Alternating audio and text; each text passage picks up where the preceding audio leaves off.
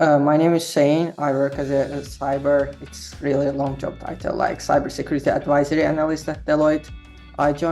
Upon graduation from Clarusway, I joined Deloitte as a SOC analyst, and in 3 months, I got promoted to advisory analyst position, which is the main perspective to serve the Fortune 500 clients. Up until now, I serve the healthcare, Google Cloud, regional banks in United States, Japanese car financial service, which is I can't disclose the name, but everybody can guess.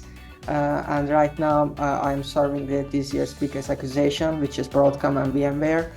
I remember back in days when I joined the Clarusway, I passed through Model 1 to 3, and Model 3 is the most essential part once you gain the industry level knowledge.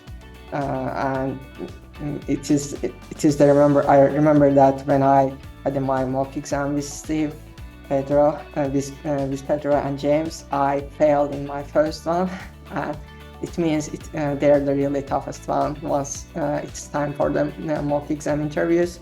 However, this failing, it pushed me even hard, which is I easily passed lots of interview, and I remember till this day I didn't accept my first offer after graduating from Clarusway, which is still a little bit went angry.